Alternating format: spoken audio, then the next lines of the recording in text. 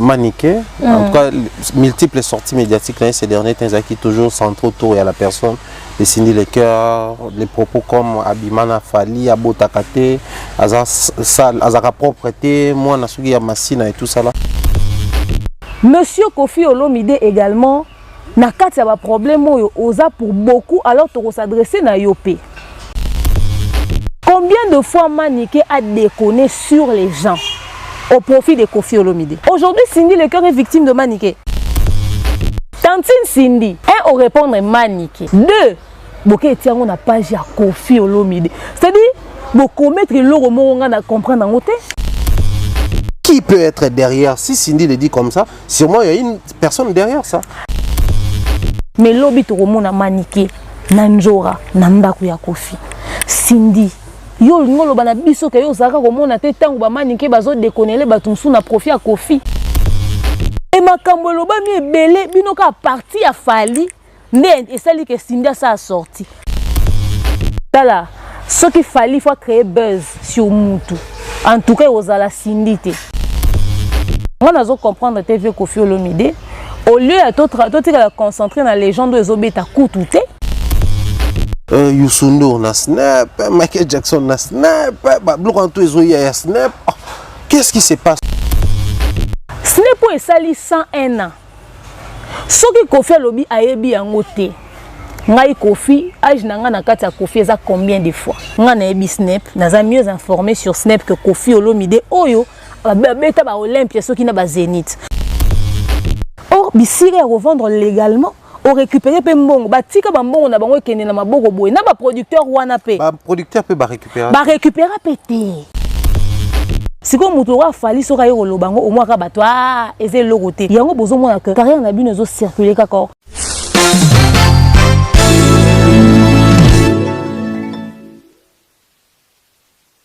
Coucou tout le monde, j'espère que vous allez bien, moi ça va. Alors aujourd'hui je viens vous parler de TapTapSend, le moyen le plus sûr pour envoyer de l'argent. Vous êtes en Europe, au Canada, aux États-Unis et vous souhaitez envoyer de l'argent vers la RDC ou encore le Congo-Brazzaville, c'est simple. Téléchargez l'application TapTapSend sur votre iPhone ou encore votre Android. Allez dans transfert et sachez que peu importe le montant que vous transférez, le frais de transfert c'est de seulement 2,5 € ou encore 2,5 $. Ok? Et une fois que vous allez mettre le montant que vous voulez envoyer, rassurez-vous que la personne à qui vous transférez de l'argent puisse avoir un mobile money, c'est-à-dire M-Pesa, Airtel Money, Orange Money. Et quand vous allez vouloir transférer, rassurez-vous d'avoir mis le code promo demeure. Oui, avec TapTapSend, le code promo c'est demeure. Et vous envoyez. Cette personne pourra recevoir cet argent partout. Elle n'aura pas besoin de passer par des agences de transfert. Il suffit de sortir au coin de son avenue, chez les cambistes, chez ceux qui vendent des crédits. On pourra l'aider à avoir cet argent. Ok? TapTapSend, le moyen le plus sûr et fiable à n'importe quelle heure, à n'importe quel moment. Et vous êtes servi. Je suis coach de Lorniang Mukusi Atalo, l'hymne national, la procureure des médias, la juge suprême des médias, la chef d'état-major des médias, la maréchale des analyses, la congosseuse 4K. Bienvenue dans ma zone de turbulence, bienvenue dans mon haut lieu, bienvenue dans l'usine du Congo.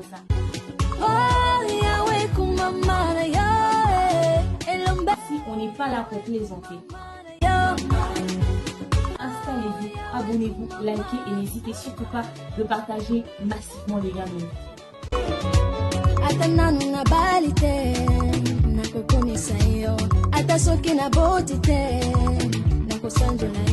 Très chers abonnés, aimables téléspectateurs, bonjour et bienvenue. Très heureux de retrouver Bino en famille. Et c'est un ça continue très bien entre Africa Bomba Télévision et la grande famille de l'excellence.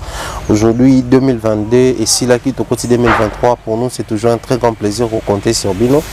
Mais je pense que depuis Anoé Bandi, demain qui m'a trop. Il y a officiellement qui m'a trop. Les sujets importants aux thématiques n'ont exigé sa présence. Alors, pour faire appel, elle est notre invitée aujourd'hui. C'est avec elle que nous allons réaliser cette émission pour toucher quelques sujets et entrer avec la société congolaise, mais beaucoup plus la culture, vous savez. Domaine Nabiso, après, il faudrait quand même dire 2-3 petits mots. Vous en avez besoin d'analyse sur beaucoup de choses. Et les candidat toile ou insister que vous en avez un plateau. Elle est notre invitée avec la complicité de Glody Messa la réalisation. J'aimerais comme ça dire bonjour et bienvenue. Bonjour Africa Bomba Télévision, bonjour Thierry Mombaya, bonjour Glody Messa, bonjour balandi à l'université de l'excellence. On est venu échanger, partager comme d'habitude la grande famille des winners, la team des invincibles de demeure officielle, Mbote Nabinope. Et puis voilà. Sinon, ça va? Ça va très bien par la grâce de Dieu. Tozo évolué Penza, la rythme à janvier. Ah, nenga kunena tuna la janviose. Côté no pesato, yaka côté Afugamba. En tout cas, j'espère pour Dieu qu'il a prévu des choses agréables dans la suite. Il y a Néo. Pour janvier, Zaki passe pour Nabisoba. On a bandé janvier ma B. Ok. Chaîne n'a déjà rencontré le problème et belé en mois de décembre. Et j'ai pris de 50 vidéos et j'ai eu problème avec YouTube.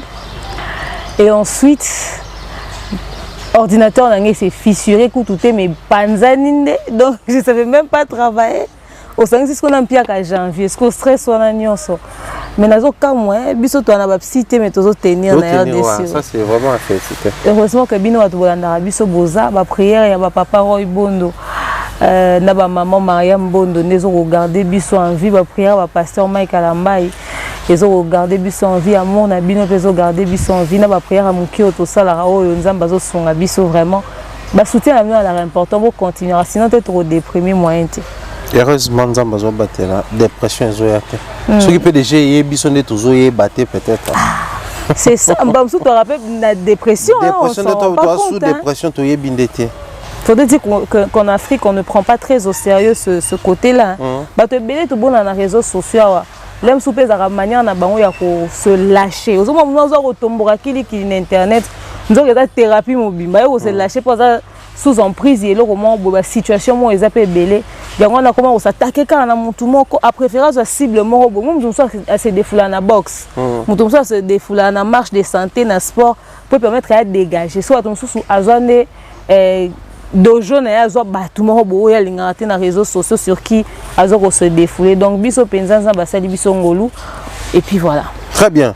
Alors l'actualité reste dominée aujourd'hui surtout dans la communauté depuis ce matin une vidéo où on voit honorable Cindy Lecoeur réagir, en tout cas je dirais à chaud, suite aux propos tenus par Maniké. En tout cas, multiples sorties médiatiques ces derniers temps qui toujours centraux autour à la personne de Cindy Lecoeur, les propos comme Abimana Fali, Abotakate, Azara propreté, moi Nasugi Yamassina et tout ça là.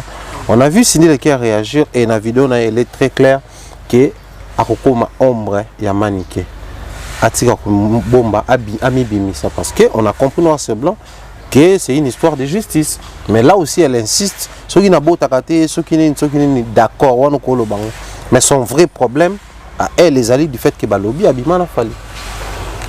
En tout cas n'a pas si Cindy Lecoeur mbote meilleur venaye pour tous en janvier. Bon, je vais être honnête, vraiment très honnête. Yaroloba boye. Ngai Cindy Lecoeur problème na ngana ezalara carrière musicale na la vie privée na été. OK. Je pense que biso tout, il faut to comme à niveau wana. Yaro dissocier ba vie privée à batu na obazali na musala. Si j'ai des remarques à faire à Cindy, ça sera à Cindy comment est-ce que depuis que tu es dans le quartier latin aucun album il y a eu moko ba collaboration exacte. Kofi Olomide ne te vend pas suffisamment na niveau et à carrière na eu au fait. Et là nous serons tous d'accord que la voix féminine na biso na minute Cindy Lecoeur sur qui on peut compter ba maman Bilabel bazé sous enfin maman tia moi bazé souté maman Bilabel bazo kende na retraite na bango ya carrière musicale to tikali kaka na ba Barbara Kanam na biso et tout. Alors wanande ezali le faut intéresser biso mettons to komi ko kota na ba vie privée ezara pourquoi lelo Maniké de John à lobby batu bakomi koloba na sorti à Cindy que en tout cas c'était trop Maniké elle a exagéré elle a poussé le bouchon trop loin Cindy tu as raison tu devrais t'exprimer bon d'accord to kenon na ba voler mo ebele po Cindy Lecoeur aza pena na marambu mo ebele to lobaka na été le rôle à Cindy obimi c'est de supporter biso mieux au vandi na kwa na yo quand tu sors sur les réseaux sociaux les gens vont émettre leur avis librement et j'espère qu'on vous a choqué le fait d'avoir pris le téléphone et de t'être exprimé ou s'est livré dans le roman boy. Monsieur Kofi Olomide également n'a pas de problème oza pour beaucoup alors tu s'adresser na yopé. On met la carrière de Cindy le cœur de côté, to tikali na problème na bango ezo ko toucher vie privée. To soupe maniqué to tie wana. Lelo Cindy aza victime ya ba maniqué de John, o babanda marambo yokala. Quand les gens font ça pour eux, ezara mabete. Ce que na sens ya batu mususu e komi mabe. Et le qu'on a le bango plus d'une fois, les mêmes personnes qui peuvent être utilisées pour t'aider toi à sortir d'une situation, ils vont utiliser les mêmes armes pour la kota lisayo. Combien de fois Maniké a déconné sur les gens au profit de Koffi Olomide? Aujourd'hui, Cindy le cœur est victime de Maniké. Il est arrivé plus d'une fois que Maniké de John fasse des sorties médiatiques et défend vraiment Koffi Olomide et a heurté ma sensibilité pe abato bela ke na pe musika na minute wana mutakoma ki ombre ya Manika za akité. Et bato ebele baza bongo na kati ya communauté oyo. Baya rolobela bato et mutazo koma ombre na bango te. Quand ça part dans votre sens, c'est bien. Mais tant que na ndenge mususu e komi mabe, ce n'est pas moi-même j'ai été victime de Maniké de John. Elle a déjà eu à tenir des propos qui ne m'ont pas plu au fait. Mais je me suis abstient parce que je me suis retirée, je me suis dit bon, je m'abstiens parce que c'est Maniké de John. Mais on ne peut pas continuer à dire c'est Maniké de John. Elle n'a pas le monopole de la mouka ou ça babilo comme roboé. Bato bozo koma na ba commentaire bo lo Maniké est allé trop loin, Maniké est toujours allé loin dans beaucoup de choses.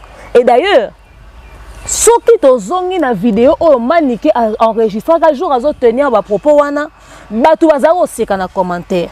Mais les mêmes personnes bino bokomi que Maniké était allé loin. C'est de l'hypocrisie. C'est parce que Cindy le cœur s'est prononcé. Parce qu'elle a montré que cette histoire l'a choqué, que vous êtes en train de réaliser que c'est allé loin. Ce qui est la première fois où Maniké est allé toucher la sensibilité à Batumisusu, bon télémélarayé et il continuer. Et comme habitude, et ça monnaie courant dans la communauté, les gens ne se limitent pas. Na niveau à critiquer peut-être Moussala et Moutou, il y a repé sa vie, les gens font juste qu'il y a touché Bissika Bassi Maraté. Aucune femme ne peut se permettre de traiter une autre femme de stérile. Je suis désolée. Ça ne se fait pas. Et vous êtes là, beaucoup de filles, bah ça là on a réseaux sociaux. C'est pas Maniké. Il y a Maniké ça pour le lobby parce que ça personne n'autre. Combien vous commandez dans les commentaires il y a TikTok à Cindy que à bota raté, à ça stérile, qu'on fait quand même à bota nae. Vous êtes nombreux à avoir fait ça. Aujourd'hui, vous dites à Cindy qu'elle a raison, Maniké est allé loin. Et ceux qui écrivent dans les commentaires, et ceux qui ont encouragé Maniké, vous êtes tous responsables de ce qui se passe. Il faut Cindy comme ombre na bino tout. C'est-à-dire que belé bazo sala mabe délibérément na batu mususu bino le roi bo separa na mutu XT bozo ko encourager ango eke musika. Maniké n'a pas reçu le soutien de qui que ce soit d'abord. Rien que ce qu'on sali kamboza na batu bo bete o maboko. Et ça déjà carburant na ezo motivé yo. Ça ne date pas d'aujourd'hui, ça a commencé depuis longtemps. Maniké a des enfants. Pourquoi vous dites pas à Maniké que pour l'intérêt de la carrière de ton fils, surtout qu'elle a un enfant musicien, est victime du comportement de sa mère. Certaines personnes veulent bien venir en aide à Prince Babia, mais ils vont s'abstenir en se disant maman a zaratoza bien lelo. Lobi sori simbité et comme un sous. Maniké peut savoir Koffi Olomide merci te. Tant ou Babia zara kuna na Vodacom best of the best. À un moment donné vraiment tant abandé comme on a prime wana. Après qu'est-ce qui s'est passé par la suite? Il suffit juste qu'à satisfaire le mois mouké m'a échangé. Mais il y a combien d'émissions au paiement Maniké attaque Batuna profit à Koffi Olomide. Cette manière d'être versatile et tout ça. Le problème est zappé le vieux quadra.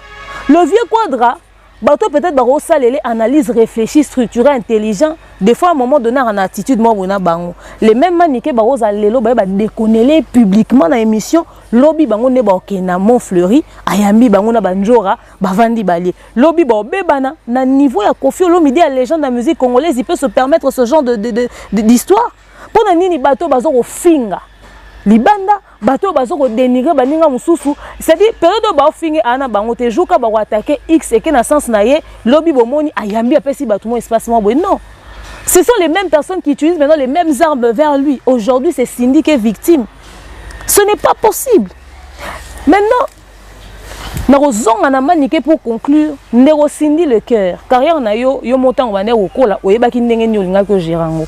Que tu choisisses de rester avec Koffi Olomide dans les conditions à clause à contrat na bino, je ne vais même pas sur votre relation d'abord. Je vais du côté professionnel, ça n'engage que vous.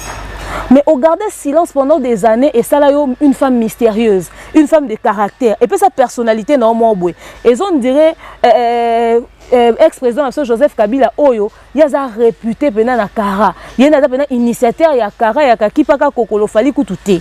C'est-à-dire, épaissio personnalité, Moroboé. Ça t'a donné vraiment un niveau de respect au fait. Tu as reçu tout type d'attaque. Dernièrement, aux réseaux sociaux, aux allons rater.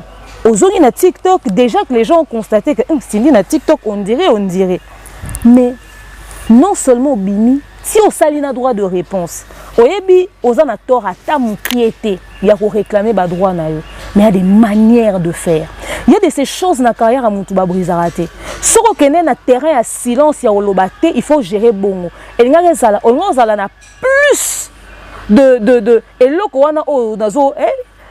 plus de et plus de charisme, on a des charismatique. Quand je parle de charisme, je ne dis pas qu'on perd de charisme.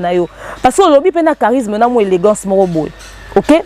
On a plus de charisme, sous ceux qui ont le côté de surtout qui a manika interpellé la justice. Et il y a qui pensa et ça la sous effet koleka. Et il y a qui pensa la peine na poids sous koleka. Parce que les zaboué yeba yango manika ta fukama sengyo pardon et tika na banal Cindy le cœur couteau à l'obate pendant des années manika lobisai ako exploiter on a des missions nengo zaboye donc au communauté on a droit de réponse pour communauté o etambola bongo et faire perdre au moins loko wana tozaki nango ya yo ya Cindy le cœur. Mais ça ne dit pas que tu as tort, tu es dans tes droits, personne ne peut toucher à ta personnalité. Moutako simbango tes réputation ba sombaraté photo mo ya yo na fallait au circuler awa. Les gens moi si moi sur la garçon moi bien et comme yazara na couple et puis ça on est que bon ngai moko naza victime yango baloba nanga si j'étais à côté de l'artiste Fali et parce que na banda robima na bureau na bakabela nga papa et dit yo ebité mais il y a quelques jours balobi na que moi c'est fiston coloqué au lukanga parce qu'il paraîtrait nga na robana fiston coloqué nga na ebisi bango ngai kututé ya fiston moi si na asenga ka numéro mobile nanga pa ya fiston so qui ya fiston za numéro mobile nanga. Donc, c'est que tu as discuté les sous sur les côtés. Tu vois un peu. C'est-à-dire, c'est facile. Et puis, tu es belé, tu si les gens dans commentaire que Nabima na papa dit, na beta na bodouga 12 ans, tu sois na maman nana, tu as copine. Tu vois un peu. C'est-à-dire, il y a de ces choses comme ça. Et tikali na mutu ya mutu. Et baby si pe image na yo. Aujourd'hui, les gens peuvent penser que ce qui Kofina Fali bayo kana raté père et fils ti azangi ko ton album légende gero to comprendre raté to kanisa ka ezara ya musique c'est que zarapo Fali penza bimanga na Cindy. On risque d'interpréter des choses qui n'ont jamais existé à cause ya babiloba loba ya bato. Manike mtalo loba on a conviction alobi nenge na zabwe na babiloko ba preuve ko bima ba voice ko bima. Ça veut dire manike azalo mutu moko boye aya so alobi comme na réseaux sociaux za bato bandimila ye. Ngama nika ndimisa nga humanisme yeye bomoto ngai manika lingisa nga yango parce que t'es mon mannequin manika lingisa alingisa nga. Vous avez une idée à batu combien bazara convaincu na maman manike. Manike c'est pas seulement une simple personne qui vient dire des choses qui délire mais mutumso royo kama nika bi akrena na kofia akana milieu musique azaki pe moi si ababia c'est que na milieu wana seni ayebi pour manika tangika falite le rôle à bateau peut-être Cindy azora na relation au monde. Maniké est allé très loin. Alors, c'est vrai que ça touche à ta personnalité, ça touche à ta réputation. On a Clément on a fallu, ça ne t'honore pas. Et aller toucher à oh, il y a une salité, ça problème, on vient tous de quelque part pour aller quelque part. Mais toucher par exemple aux stérilisés, aux sokinini, nous devons savoir d'arrêter pour ça choix. C'est ce que les gens oublient par moment. Nous devons savoir ngana mi marazemi na carrière na nga na kumbara suzemi ezanga 9 mois de grossesse tina bota raté na préféré na bota na ngate batonso abota raté par choix mais congolais amona ko bota ndé nyonso yango zo mona tout aza pauvre ana dibana oli sa boni Kabila kutu na maman olive bana 5 bana té ce que yo komi na dibana oli sa bango nini. C'est ça le problème. Si on touché au bongo, ça peut humilier, je comprends. Ça touche à ta personnalité, je comprends. Mais il y avait des manières de procéder. Il y avait des manières de faire. Tu pouvais aller tout de suite porter plainte et puis c'est tout. Et justice et prendre une ligne. Tu vas te comprendre. Ah, Cindy Siliki. Danger à sortie médiatique dans les années. Tantine Cindy. Un, au répondre maniqué. 2. boke tiango na page ya Koffi Olomide. C'est-à-dire beaucoup mettre l'euro monga na comprendre en côté. Non mais demain il y a un souci là. Certaines personnes disent que Cindy travaille dans le quartier latin. D'autant plus qu'il n'y a pas une page officielle portant les noms des quartiers latins. Donc c'est la page officielle de son patron qui est censée être une page du tout pour valider l'information. Là. Je suis d'accord avec eux. Mais Cindy a un compte TikTok sur sa vidéo. Déjà moi je ne l'ai pas vu sur la page de l'artiste. Mais mon qui a autant Eddie. Donc, déjà. Donc, c'est-à-dire que a TikTok naïe et et puis baza en contact na ba chaîne YouTube ébélé. Il suffisait à ça la vidéo ba tindeli yango ba chaîne YouTube tout to za la informer na mécontentement à Cindy. La page de Koffi Olomide, attendez, c'est la page de la légende de la musique congolaise. S'il vous plaît. C'est une page censée être professionnelle, censée relayer que tout ce qui est professionnel. Pas des règlements de compte des maniqués de John qui n'est ni blogueuse, ni chroniqueuse, qui est juste une personne qui passe sur les réseaux sociaux, qui est maniquée dans cette communauté. Maintenant, quand c'est sur la page de Koffi Olomide, qui est suivi, qui est considéré comme l'un des grands artistes de l'Afrique francophone, qui est suivi de partout dans le monde, une des chanteuses très réputées de la République démocratique du Congo, s'énervant, même si c'est en lingala, sur le compte de Koffi Olomide. Les gens ont demandé des traductions, ça a été traduit dans les commentaires. Oui. À l'international est saisi que la chanteuse Cindy Lecoeur est accusée dans sa communauté d'avoir eu des relations, des ébats sexuels avec l'artiste Fally Ipupa. Donc même pour l'international qui n'a jamais compris pourquoi Fally et Koffi ne s'entendent pas, mais il y a ça qui sort. Ils vont commencer à faire les liens, les rapprochements avec cette histoire. Manique pas le bas français. Ce qui est blogueur, mon koso à quel manique ba sa émission. Elle va sauter sur l'occasion. Ce qui coach à mon chic à quel manique ba sa l'émission. Vous avez une idée de comment est-ce que vous avez internationalisé la bêtise de la communauté. C'est un truc hyper bas. Même en Côte d'Ivoire, il y a des fous. Même Makoso vous aurait dit de ne pas faire ça. Punissez Maniké, Bokangisae, et les gars discrètement, mais ne mettez pas ça sur la page officielle de Koffi Olomide. Comment vous justifiez ça? C'est vrai que c'est la protégée de Koffi, mais il y a quand même des choses à ne pas franchir. Est-ce que vous avez une idée de la distraction qu'il y a depuis que l'album Légende est sorti? Actualité où elle est qui n'a visibilité album Légende sur le marché. Cindy Lecoeur n'est pas n'importe qui. Bota la YouTube, Babosani, actualité tout. Et Zagato, Cindy Lecoeur, répondez manique. Et surtout que la pauvre dame, enfin, passez-moi les termes, Alobaraté, c'est-à-dire Cindy Toluka ya tana mabe. Cindy Toluka na nyonso. Toluka Cindy, baloba Cindy Mbandalia, Cindy Abotarate, Cindy Koutuna Koffi Bapesa ni bize, Cindy Koutuboy, biloko nini bimate sur Cindy. Oyo ça la quelle sorte. Mais Cindy n'est pas sortie pour maniquer. Bon, ou bien vous nous dites-nous la vérité, c'est un buzz pour l'album, c'est ça. Parce que cette sortie ne profite en rien à la carrière et de Cindy et de Koffi, c'est de donner une visibilité à Maniké. Déjà que vous avez peut-être Cindy, tu ne sais pas, on a un message dans les réseaux sociaux. Quand Kangisa Moutou ya YouTube et Zarapenza les sous humiliation, t'es pas Moutou monta na casier judiciaire sale na RDC. Ata sagi nini yango ya mabe na zo bana bato basanga na internet. Ata saki loko mabe casier judiciaire et internet ebe barati. Moutou monta na casier judiciaire entaché wana na bato internet. Moutou internet so kangisi sangweke. Fali mutakangi senga. Pour na ba détracteur, visibilité, ça problème na Fali. Faire mutakangi saki. Pour na ba détracteur, visibilité faire mutakangi saki. Et neti héritier kangisi mo Koffi. Donc c'est dit pour na batuko, Cindy alobarate manika lobisiye. Cindy alobarata kangisi manike. C'est dit yo pesi manike ne visibilité. Ata fuka ma sengo pardon. Okoko ma victime ya acte yo posé. Pour ekoko mané sujet penzande ya visibilité à manike bando kangise vino mobimba. Obi okoma ombre ya manike. Manike a des problèmes avec beaucoup de personnes. On va profiter de propos na yo pour basali mabe. Bazo opportunité te Koffi aussi m'a touche. Manika ya l'amour qui a démarré Ferré, à l'amour qui a démarré Moutubo. Yo lobi comme ombre Maniké. C'est fini. Dis-toi que tu as dit des choses qui peuvent avoir des conséquences néfastes à l'avenir pour na yo moro. Et comme Meli oh yo mo okoma na lobaka kaka pour na bangisa ye na sala ke lokote, tu vas te justifier chez qui? Maniké peut sortir basali mabe moro boy parce que oza ba fan no moro boye. oh balingaka yo supporter digérer. Tu as aussi une famille qui est sensible. Bakokutana manike nenga zana likofi moko boza sûr qu'on résister.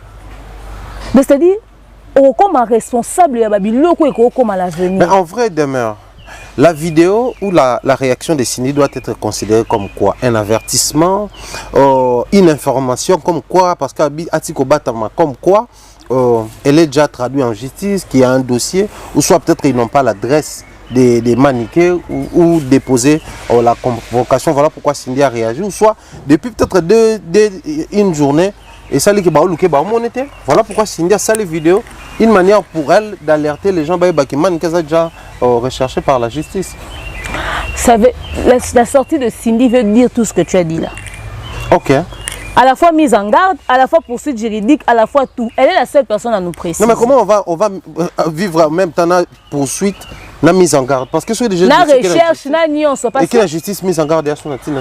Ce que Zoloba, maniqué, on a su qu'on va assumer. Ça veut dire que non, mais moi, si tout ne font du mato boya. Non, c'est non la mémioté. C'est que non la mémioté. Mais ce que autant on a comme ombre na yo to éviter bazo luki c'est déjà ton nengeni. Peut-être sur plainte moi vous avez déjà enregistré. Non to ebi que vieux Kofi Olomide pe à la répéter côté wana. Aux monde soit c'est Cindy qui a obligé de sortir pour réagir et que le vieux n'a pas pu la calmer, ça c'est le vieux qu'on a marre. OK à un moment donné. Et surtout que c'est une histoire où il y a fallu citer dedans, ça ne peut pas se passer de la plus simple des manières. Seulement, peu importe des raisons qui motivent Cindy, ce qu'a porté plainte ou pas, je répète que Cindy est dans ses droits. Je suis contre ce genre d'accusation qui ternissent l'image de bateau. Fallait victime de fausses accusations, confier victime de fausses accusations, Cindy, parce que l'oko Cindy a aussi là, oh, fallait pas aussi silicat. En principe. Baza bateau belé, nana ketchup par aussi silicat. Moi si il fallait aussi silicat. Parce que nous sommes comprenons un conflit na bangote. Là nous fallait passer des heures ya aussi ça et pas moi si nae. C'est que yango ndi boyo kana raté na tata na conflit biso to yeba raté. Ozomona et qu'il fallait peut en vouloir. Déjà Maniké dit qu'il fallait bloquer depuis 2017. Mais il fallait convoquer sous les cas où peut convoquer Maniké pour lui dire mais qu'est-ce que tu racontes au fait? Pourquoi nous avons mis dans des problèmes? Parce que Cindy quand elle parle elle dit Maniké moutou azotindo wana. J'allais atterrir par là demeure. Quand on parle de moutou azotindayo, ça mystifie Makamounion sur le bac avant. Donc quand on sous-entend jusqu'au point à médiatiser disant que non moutou azotindayo, donc c'est qu'après lecture et situation, observation, peut-être une recherche, si pas investigation, on a conclu qu'il y a une personne qui finance ou qui est derrière, qui l'envoie à dire toutes ces choses-là. Donc ce qui est comme dans exister, on connaît tous la réalité ou les réalités qui entourent les artistes musiciens. Mingi mingi les camotions comme les artistes, ah ce qu'on fouine bien, bailleur de fonds, azana sima, toi artiste moi azana sima. Alors, puisque Batubalobi, la manière dont elle rencontre cette histoire maniquée, certainement pour na Batumsu Balobi, ils ont au détriment ya Kofi na Cindy pour na bien fallu. Pour certains, déjà maniqué mon temps azolo bakeno, fallait bloquer bango depuis donc il faut extraire déjà fallu na marambo. Elle défend héritier, c'est de tes héritiers. On ne sait plus comprendre héritier gagne quoi dans une telle histoire. Déjà, tu as dit tantôt ici, Fali n'a rien à gagner. D'autant plus que même hier, côté dans il y a bêtise.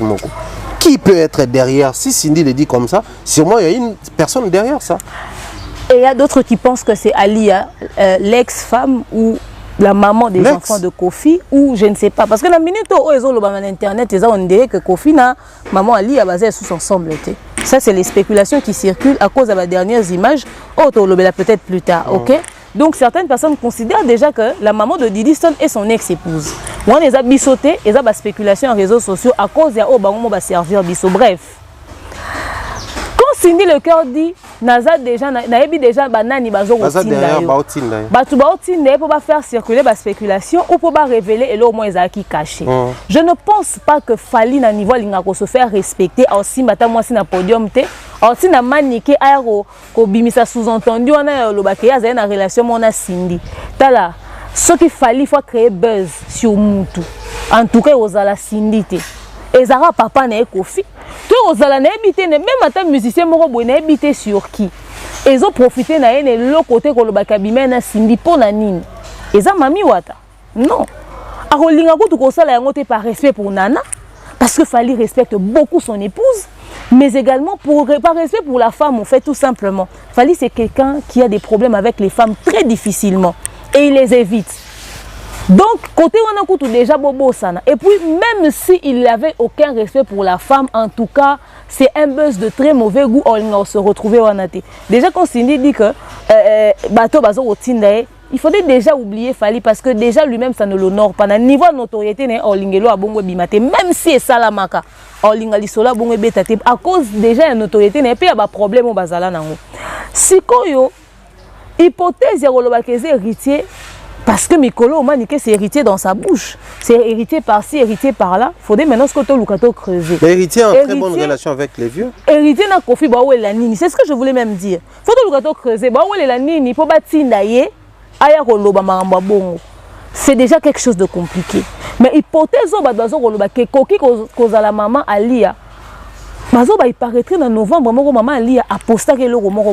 Et comment on constate que ceux qui Cindy a ça la maman Babilo, on a TikTok, on dirait que la charande Alia. Et puis Babi peut dire que maman n'est pas ça Babilo, on dirait pour piquer nani Cindy. Moi il y a la baille, tout ça. Moi toujours toutes les personnes qui ont des problèmes avec Kofi Olomide, bango bazo utiliser ba slogan na bango histoire de piquer un peu de gauche à droite. Certaines personnes sont convaincues que Cindy quand elle le disait, ça venait de maman Alia. C'est la seule raison qui peut pousser Cindy à sortir. Sinon Cindy n'est jamais sortie pour des choses pires que ça, c'est que ça raillé. Alors moi dans tous les sens, la personne qui est derrière Maniké, je pense que biso mo photo c'est respectable, biso bato a dans les réseaux sociaux. Si vous avez besoin de ça, règlement de compte, pourquoi passer par là? Alors, il y a un règlement de compte. Parce que Maniké en prison, ça veut dire que c'est Anna qui est dans des problèmes. Ce qui est là, Anna Beli Moutoki Manem Manwazate. Mi bali bara très distrait. Après, c'est Babia Bimaki, Aliboso pa Bimaki, Anna Otika Nani. Et les gens qui sont montés massima mingi na maman ni ka cause ya mwana wana. Parce qu'il a une petite fille qui est en train de grandir et tout ça. Pourquoi mettre son enfant en danger? Voilà pourquoi j'ai dit au tout début, c'est que les lots tozolo ba boye, mais ba musicien ba yo raté. Même Maniké ou a choqué Cindy Roloba. Lobi sera sengi pardon to leki okomone nanda wa Kofi. Omone kuna. Omona mutu mo ande ofinga la Fally batu abande plutôt ande ko finga batu pona Fally ofinga batu pona Fally etc. Joka mekika ko déconner muke ba récupérer a komi na ngambu na baon. C'est ça le milieu de la musique. Mais aujourd'hui vous faites les choquer, vous faites ceux qui sont jusqu'à ce que vous postez ça même sur la page de Kofi Olomide. Mais lobi to mona Maniké nanjora nandaku ya Kofi. Cindy yo ngolo bana biso ke yo zaka ko mona te tangu ba Maniké bazo déconner batu nsu na profit à Kofi. Lelo parce que suyo portuana banani ba fongoli yango. Je suis d'accord que tu te plaignes. Maniké là est allée très loin. Elle doit répondre de ses actes. En tout cas, je suis d'accord avec. Donc il faut peine abimisa ba preuve ba bureau azo oloba. Biso tout ozo zelango, mais il y avait des manières de faire pour ton honneur, pour ton respect et surtout ne pas utiliser les réseaux sociaux d'un artiste comme Kofi pour des règlements de comptes communautaires et saisir l'opinion internationale. Na minute yo soki kaka batu ba page ali bande se saisir nango, il faudrait to banda ko se justifier. Et aux akito côté des histoires aussi bas sur des grands noms à musique na biso. C'est du n'importe quoi. C'est du n'importe quoi déjà. Moi là, je viens de recevoir tout un tas de messages à Bandeko Camerounais. Ils sont au Cameroun. Bandeko quelques Gabonais qui nous demandent c'est d'abord qui Maniké. Donc tous ces gens-là ne comprennent pas, ne connaissent pas Maniké. Se demandent c'est qui est cette femme qui révèle un très grand secret entre deux légendes de la musique africaine. Fally et Cindy a répondre parce que y a mon tapé si Maniké visibilité à l'international. Or quand tu as page ya libande ya moka ba blogueur à libande ya ba songi bokasi Fally na niko fa na ba luka Maniké ba sala na émission Maniké luka WhatsApp ya bien luka téléphone ya bien kala to ozo ba contact à libande ba obenga yo bamso le gati na RFI hein. Mais il y a un souci. En lisant les commentaires, surtout sur la page de la légende, on a vu les gens quand même faire aussi des rapprochements. Entre autres, depuis tous ces temps, c'est vraiment Maniké débordé, avec un langage et tout ça là. Mais ces sorties médiatiques récentes, il voulait, enfin, elle réclamait la protection. Il y a moi Nanaé Prince. Bah bien. Mais qu'on réclamait protection moi Nanaé, elle s'adressait à un artiste musicien qui est la légende, à ça les rapprochements à la légende. na honorable Cindy comme quoi na moi si na yo wana oyaboy. Au final quand il a touché cette histoire de Fally ndé et ko sala ke honorable à réagir. Mais na kat tu wana bato muso bazoloba mais si Maniké depuis qu'elle a commencé à dire ces choses silence ezaki c'est parce que il y a aussi la récente vidéo où il circule qui na toile automonaki histoire à bise et tout. Babi yango pe sou ko alimenter makambo. Boyebi quand on a un album sur le marché, on travaille sur garder la concentration sur cet album. Ouais. Fally tant ou bad musicien et bando bima, banda au clasher, enfin banda au répondre, peut réagir plutôt. Na moi ba biloko banda les réseaux sociaux, Fally habiter na na formule 7. Sur l'actualité faut la yanga, il faut la formule 7. Atindi mbalamo mot d'ordre, plus de sorties médiatiques inutiles. Aligner concentration sur un album nae. Moi, je comprendre TV Koffi Olomide. Au lieu de la concentrer dans les gens de Zobeta Koutouté, malgré yamba qui ba TikToker, malgré yamba qui ba page, ceux qui peut ba réseaux sociaux, ba YouTubeur, tout ça pour me kako. Na ba DJ pour la communication, tozo qui peut na ba boîte en musique et Zobeta en pété, tozo yo kapé écoute. Si bino c'est compliqué l'album Légende. Mais Toyo Kaka c'est le meilleur album de sa carrière. Tozo Kaka boy. Vieille moko pendant que l'album n'est en actualité. Yé moi bimi si buzz ce qui peut actualité à Bakoko. Azo luka Bakoko. Mon tout sera assez comme un niveau luka Koko c'est qu'il y a âge avancé. Déjà babilo musoko ça les suite. Kaka yé moko a une vidéo ba bise bimi. Kaka yé moko. Makamba disque do kaka ye moko lisusu Cindy le cœur abimi na ebité na moment nini ya vie to bando consommer album Légende parce que l'attention est détournée et comme kaka na kata ba futilité ya babilo wana et makambo loba mi ebele bino ka parti ya Fally nde esali que Cindy a sorti parce que Cindy le dit bino ko nyonso lobi na bota rateze lorote na ki salité machine ezélorote oh kaka yo loba na kushaka na Fally na kushaka na Fally. Pour Nani, les ébats sexuels doivent être plus intéressants qu'autre chose. Pour Nani, il faut soit makasi. La raison maman boké tout premier. Moka makaka mutaka. Je t'ai dit. Pourquoi Kayango? Ils ont créé sous-entendu moroboé. Pour créer agitation makasi te rapprochement mo ezaki nungu to ndenge nini loko nini eko sala ke ya ngonde e bimisa muntu. Moi je pense que c'est le manque à gérer la situation. Quand on dit qu'il faut que les gens puissent avoir des bons conseillers, c'est très important.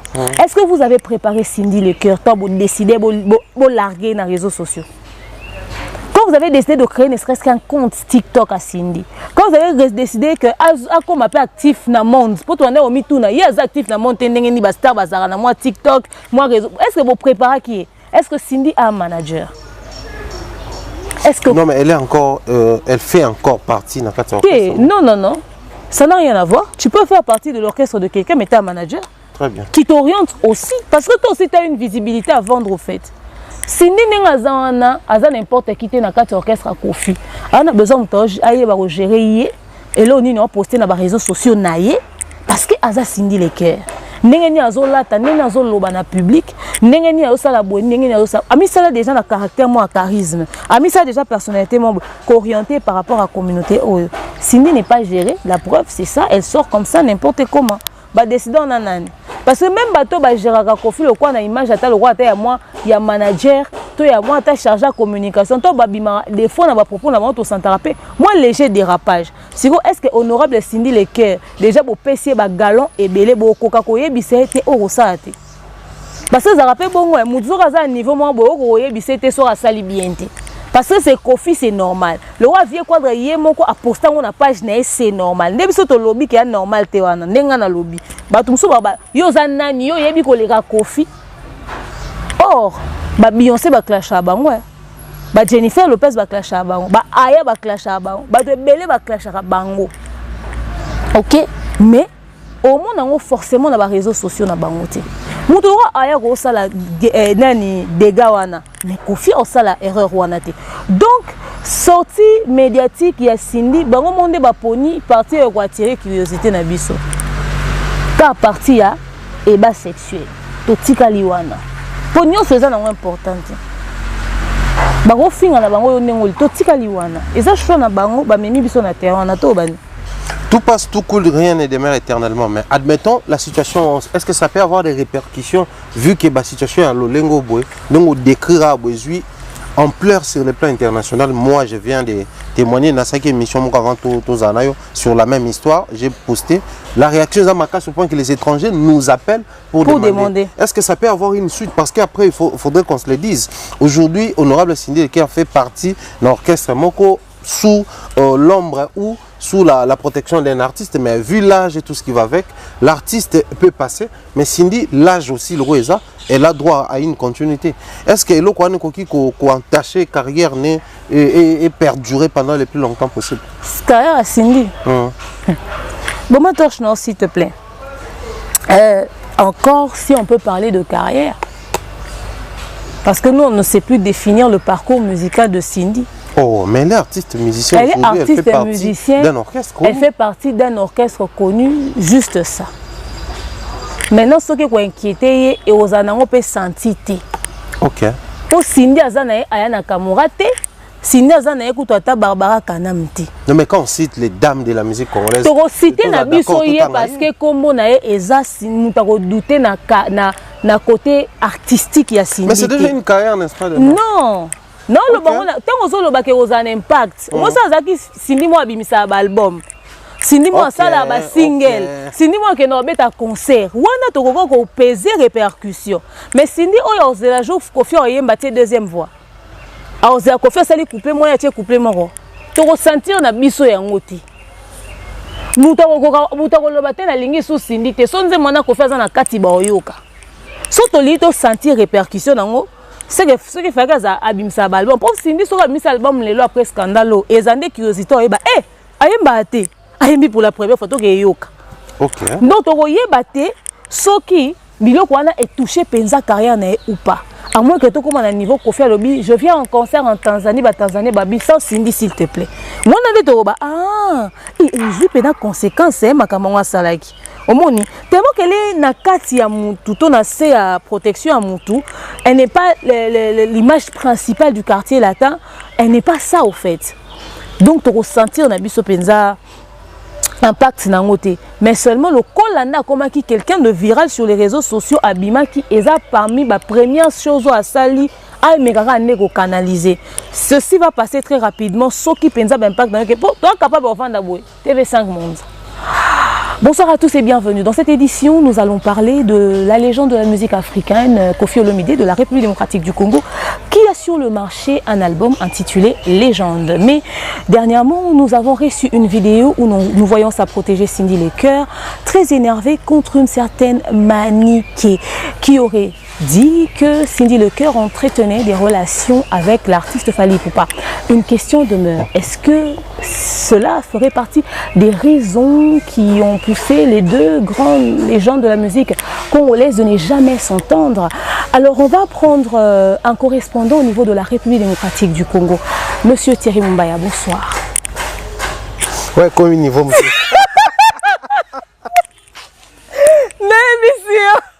Journal, voilà.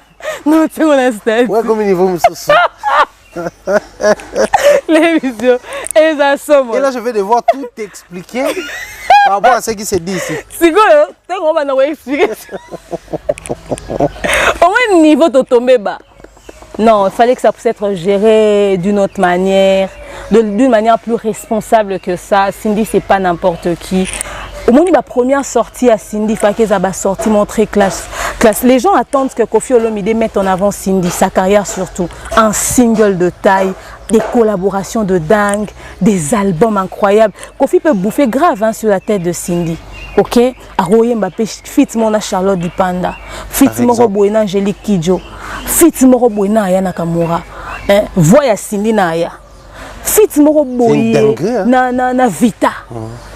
Fit moro boye na ba voix ya makasi féminine en Afrique francophone. Attends na ba Chanel wana. Elle peut même chanter avec des hommes et la musique na biso. Tout à fait. Pourquoi pas? Koffi peut grave bouffer sur imaginez Cindy featuring Singila. Papa. Cindy na bato ba chante ba yemba en Afrique. Cindy featuring comment il s'appelle les Camerounais qui vient en France, Mbappé bien vrai.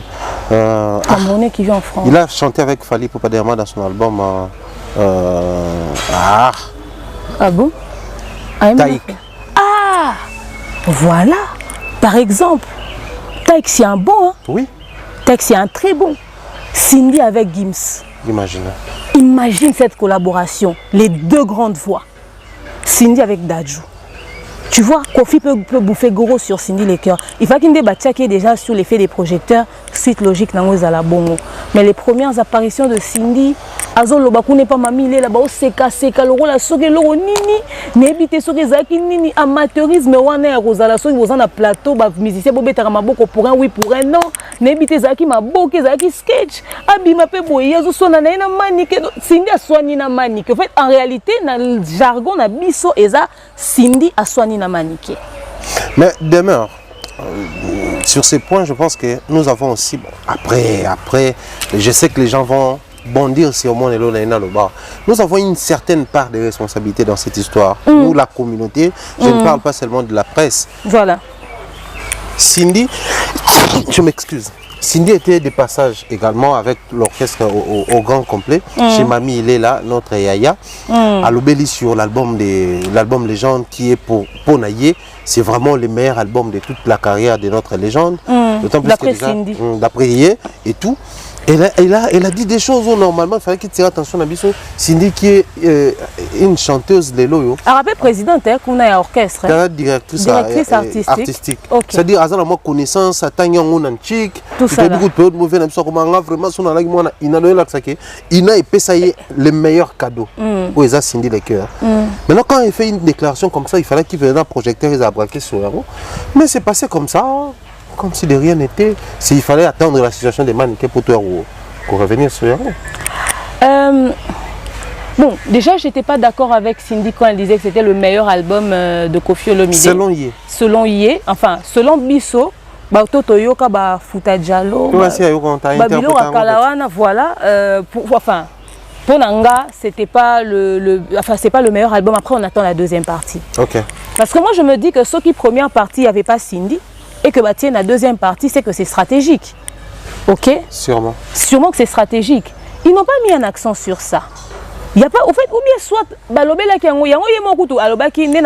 la deuxième partie album, il faut que ça les locaux attirer curiosité na biso. Analyse, il faut que ça la montour, pourquoi Koffi garde Cindy le cœur en album Légende la deuxième partie, qu'est-ce qui se passe, na oh déjà Toyoki, etc., etc. Et pourquoi Cindy le cœur dit justement que l'album Légende serait le meilleur album de Koffi Olomide. Ok, moi je dis ça par rapport à Banze Moussou Toyoki. Bon après, moi pour le meilleur album Téménance, il y a quand même deuxième partie pour attirer Penza attention particulièrement. Soit c'est le meilleur album, mais c'est la communication. Enfin, on n'est pas tous sans ignorer que la communication laisse à désirer quand même. Mais ça ne veut pas dire qu'il n'y a pas des bons textes, ok? Mais choisir pe bango moko sungi bisote. Narosala que totika la concentrer sur ce qui a été dit de plus important dans leur sortie médiatique. S'approprier Caribou Variété, c'est bien. Fally l'a fait à déplacer à Koumami, il est là. S'habiller en blanc, c'était beau à l'image, ok?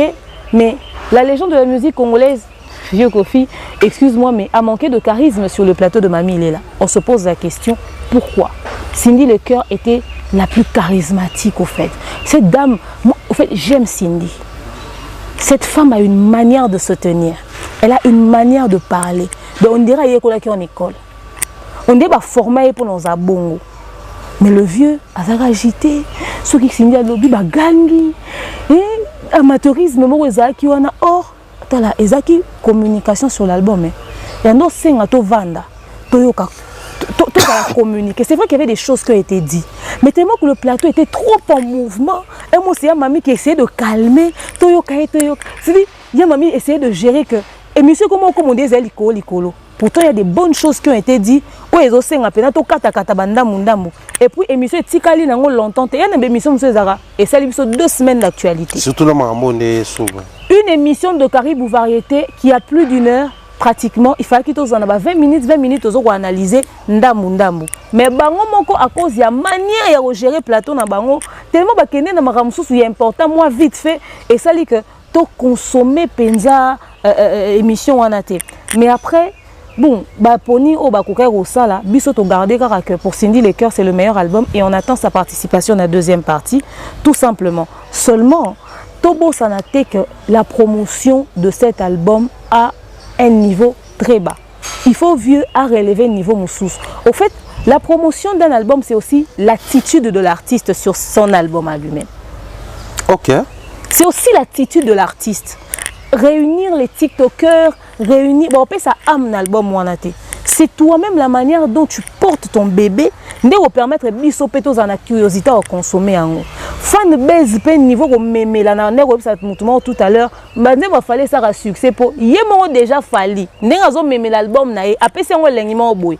Nzembe bimi ana volant au kumba. Yé on a que yé manze mune kili kili. Moi si na yazo ça sori loko nini, azo manze ma mobile na kili kili. C'est-à-dire bache am moro boy ba pesi mutu nyonso pour ça. Et quand ces fans récupèrent la situation, tout le monde a implication dans ba ndeni ba osala. Ba fans déjà baza très organisé.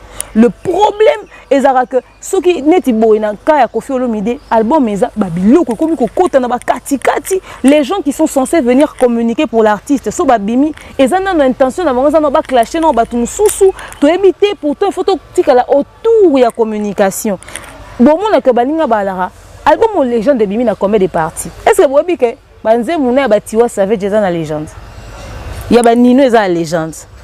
Il y a des artistes belé Charlotte Dipanda, ils ont un cadre légende. Mais déjà communication légende de Sami Mabé, banzembo bimian des ordres et bimi là on attend et puis chaque nzembo tango et bimi za bénéficier de la promotion malongate. To surtout il a fit il y a Tiwa Savage bimi. Ils ont annoncé attends une semaine avant dans moi visuel et préparer batu Tiwa Savage c'est pas n'importe qui. Après quand vous imposez une personne qui fait plus de musique anglophone en RDC, il faudrait déjà être sûr qu'à la communauté où il y a un niveau à consommer bongo. Et même si tu as la biso Tiwa Savage, mais si tu as pour ça, tu as Koffi. C'est-à-dire il y a tellement eu beaucoup de choses autour de cet album que Caribou Variété pouvait sauver la communication, mais malheureusement, l'émission a manqué de charisme, c'était trop mouvementé, c'était pas très posé, c'était pas... Demeure, tantôt... Et puis pardon, s'il vous plaît, les musiciens, Marambwa Kalaya, archaïque, wana botika attitude na bino soboza na plateau. Président na lobby likambo beti maboko même pour rien. Non, c'est pas professionnel ça. C'est pas professionnel, vous pouvez être là, vous participez et puis c'est tout. On vous pose des questions, vous répondez, pas besoin forcément d'applaudir, c'est-à-dire et le quoi il faut attendre la conférence, il faut changer un peu, s'il vous plaît. C'est vieux ça, c'est vieux comme le monde. Ça me rappelle la conférence de Fali à Kinshasa, juste avant la conférence. Nathie Lokole faisait office à maître des cérémonies et tout. En tout cas, il a demandé poliment et avec objectivité à tous les journalistes au Bazakiwana, peu importe ce que Fali dira. On n'est pas venu ici pour te bêter, mais on est venu ici pour nous retourner bas question où il faut répondre. C'est ça. Pour notre respect. Et c'était une très bonne chose. On a monaki, voilà les rapprochements Fali Nati, ce sont des amis. Mais moi, ça est déjà habillé pour nous honneur, on a vu sur le boulot, tu es là. Ata lobining, tout bêter ma beauté. Et c'était beau à voir comment on a pris de conscience et tout. Mais allant dans le même sens aujourd'hui, avant je disais tantôt la communauté, mais biso sikoyo.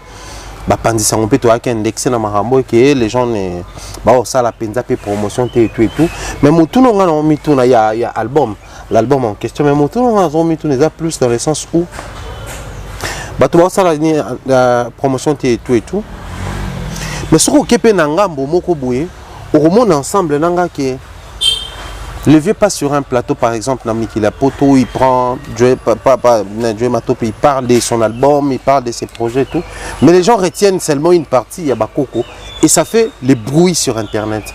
Pourquoi autour naïe actuellement alors que a proposé pe Marambo Ibele mais les gens préfèrent beaucoup plus prendre biloko ils en a traité na carrière ne pas ko brandir ko présenter en plus alors que Marambo azolo sur sa carrière sur sa musique sur son album. Ils ont la communauté de la parce que il nous a éduqués comme ça. Le vieux fait toujours exprès que dans chaque apparition médiatique, il dise une chose qui va attirer les regards. Mais on peut aussi attirer les regards des gens vers l'album. Et il faut y avoir ça. Est-ce qu'il faut se plaindre pendant que l'album est sur le marché? C'est lui-même qui aime que Totika l'année l'oro moro boye so qui a lobby na biso likambo. Il aime ça. C'est ça Koffi Olomide. On ne va pas changer ça. Nous, on ne va pas commencer à aller entrer dans sa tête et le guider et le diriger. Il choisit ce qu'il veut laisser et nous, on prend ce qu'on veut. La communauté aime le buzz. La communauté est en matière. Oyebi que l'artiste no est belé na minute na position et au peso kokoti. Oyebi yango. La seule personne qui a au moins un groupe d'accompagnement au Robi Misata Batou Céphali. Quand tu viens exiger des cocos, tout le monde va dire Mouto Ranarane été à sali concert au salé ni promotion té. Au sengé sous coco ndengeni. Et puis quand les gens viennent dire que la communauté est propulsé album té, quand les gens viennent dire que les médias sont album na promotion té, il a payé pour ça. La communauté encore ce sont ses consommateurs. Mais les médias au bossé nga bassé les promotions à fouti. Vous pensez que la promotion c'est gratuit? Oh, ils ne peuvent pas se passer sur des chaînes de radio gratuitement, ils payent. Pourquoi quand nous, il faut débat? Non, déjà c'est gentil de parler d'un album. C'est déjà une forme de promotion. Autre ça là déjà la promotion. Tobi banze moi bien ça va te yoka. Tant que lo ba que album est bétaté, ils il faut motiver fan base ne pour pas que yoka pour que to lo bango li soutient la prochaine émission. OK? Déjà le fait batumsu ba sali ba critiquer, ba sali ba décryptage, batumsu ba lobby ba yo ki ba titre oh bon ba retenir etc. Neti bo première partie ça kaka na 14 titres. OK? Menzembo ebeti le rôle là, les enfants veulent du lait, les papas au charbon, maman achète du pain, fini les biberons. Nzembo ebeta ki bande ko ke moi bien, c'était ça. Mais après, on ne sait pas ce qui s'est passé. Donc c'est-à-dire biso ce photo c'est les promotions, il faut affouter en haut. Le minimum qu'on puisse faire c'est de dire Koffi Olomide a sorti l'album Légende, félicitations à lui. C'est vraiment le minimum et donner notre avis sur l'évolution de l'album. À la base, notre travail c'est de faire des analyses. Notre travail c'est ça. Pour la biso bateau tout ça analyse bien évidemment. OK? Mais tant qu'on remet à niveau la promotion, une promotion se paye. L'artiste on a biso balingaka ba soutenir bango gratuitement. On a mis album nango lobele yango te na lobele yango na loba nini. Pour déjà ton ayo sala analyse nanga na pesa vi nanga na lobby déjà. Mais ça to komi na niveau fona loba boyo kaka ba futela yango mbongo. Mbutalika so ça qui publicité miage mi demo awa ya ofele mais lelo baloba na ya salelo te. Il faut qu'il ba futela ngata mbongo. Et passé boé pendant que quand Tokos 2 est sur le marché, Moutalika aérobeta li solo, il y a mis 11 000 démons. Aujourd'hui tout le monde dit Mouta soutenir hérité. Pourtant Moutalika le faisait. Mais ils ont payé à Ophélie et puis ils ont payé à reconnu. Payer pour les promotions. Payer pour ça, on mettra les affiches de vos albums et tout ça. Ce qui est dans chaque album, vous aurez un moment pour protéger le droit d'auteur. Vous pouvez si vous avez une séquence dans l'émission. Et vous allez bien. Bon, ça, il y a un côté. Mais bon lingi batuba soutenir bino c'est payant. Yo album na yo obimi simbongo poko ta studio, yo album na yo et refuto mbongo na ba plateforme de téléchargement sur YouTube nga siko na lobela yango ofele pour nazo gagner ni. OK? Faudrait qu'ils arrêtent de dire qu'on ne soutient pas pour la promotion etc. Ces sorties médiatiques, nous choisissons ce que lui il nous donne de plus piquant au fait. Si tu veux que les gens puissent être concentrés sur quelque chose, ne mets pas la polémique autour. Tu ramènes la polémique, on va prendre ce qui va nous générer de l'argent sur nos chaînes YouTube. Point. C'est une information claire et précise, mais aussi, moi j'allais juste me poser une petite question.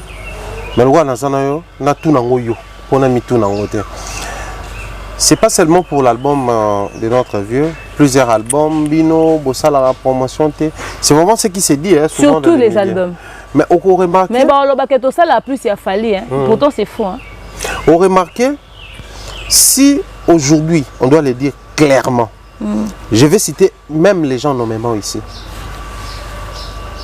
Thierry Mombaya, Franck Stéman, Vincent Chiluzi, Beverly Kamonga, des maires officiels, Nathan à 5 ans, Nabata Fali, qui font la promotion de Fali, et ainsi de suite. On va écouter Narana gospel, s'il vous plaît. Et toute la bande restante. Donc, ces gens-là ne sont pas avec Fali. Mais publiquement, on sait voir Tonton Promo, on sait voir Actu du net, on sait voir les dames, les demoiselles, les Pamela et les autres, les Jazz, les Killers, les Princes et tous ces gens-là, ils sont avec les Fers et les Koffi et les autres. Donc s'il faudrait tout en haut, un chiffre, nombre groupé ça, mais comment expliquer tous ces gens-là, voilà, les Charlie, les Prince. Tous ces gens-là, ils sont là en train de faire la promotion, on sous-entend. Mais pourquoi ça doit revenir de l'autre côté que Bino Bozo Salate? On a comme l'impression, finalité ça, noir sur blanc, que ces gens-là ne servent à rien. Ou comment? Ou bien Bisson ne saute au lobby ne yoka na makas. Donc c'est que bon, on va servir à rien. Parce que ces gens-là aussi préfèrent faire des émissions en lieu et place de défendre, puisque bon, en lieu et place de défendre, Saline pour insulter Fally, au lieu de défendre. Ce qui est bizarre. D'abord, le mot défense là, défendre, je trouve ça très peu professionnel. Ok. Qu'on défendre Fally, à côté de la Fally, je trouve ça insultant au fait l'intelligence y a battu. Parce que tu vas rater pour défendre mon tout. Tu vas rater pour loba et l'eau pour sa avis pour analyser. Tout à l'heure, on a écouté. Moi, j'ai un contrat officiel avec Majabou Gospel. J'ai jamais travaillé pour Fally. Mais on a un point de vue à ce sujet. On a les lots sur le lobby Majabou Foutanga, mais j'assume, j'ai un contrat. Ouais. Ok? Oh, papa Mike a Foutanga, on a salle, Nazarana Majabou Gospel au fait. Automatiquement, je suis lié au pasteur Mike. Automatiquement, donc dis ce que vous voulez, je l'assume. Mais je n'ai aucun contrat qui me lie à Fally. Mais quand même, beaucoup là, Nazoya yango bongo. Ok? Parce que communauté et l'ingarabatba loba, vérité était. Au moins, ceux qui ont basali des missions sont neutres, au milieu du village. Mais pourtant, dans le sens au milieu du village, il y a un acharnement très remarquable dans Fally Wana. Mais ceux qui en termes de contenu, Fally nous propose des éléments sur lesquels on peut débattre, sur lesquels on peut échanger, sur lesquels on peut discuter. Chaque jour, il y a du contenu. En tout cas, autour de l'artiste, ça n'en manque pas. Ok? Héritier Banda à Salista des Martyrs, par exemple. Fallait à Stade des Martyrs. Après Stade des Martyrs, album n'a été. Héritier à Stade des Martyrs Kaka. Tozaka na wana. Annoncé que l'album n'est pas ebima. Maintenant ne bimité. Azaka na Stade de Martyrs. Mais fallait après Stade de Martyrs, il y a Formule 7. Après Formule 7, il y a quoi d'autre de héritier? Plutôt de Fally, Stade n'est Angola. Angola n'est soit disait Beta Mpia Karana. C'est-à-dire que le gars, après le Stade des Martyrs, il y a eu les morts. Après les morts, il y a l'album. Après l'album, il y a l'Angola. Mais pendant que héritier, ceux qui ont les émissions Tilelo, toi, on a le même sujet tourné dans Stade Naye, Batubaku Fakite, Mboule Beta Kika, Sonda, Makasi, Batubako Tite, Stade des Aki, Mpia Kanabe, tout ce que vous voulez, on reste autour de ça, quand même. Ceux qui tobito bana olobe la kaka hérité tolobani. Stade des Martyrs. Kaka wana, papa. Kaka wana. Faire abimi prison to vandi silence radio pendant ce temps. Fally azana babilo ko na 3-4 autres tangi wana. Ba mort, stade, album et concert na ya Angola ou ebeti mpiaka. Faire etozaki kaka.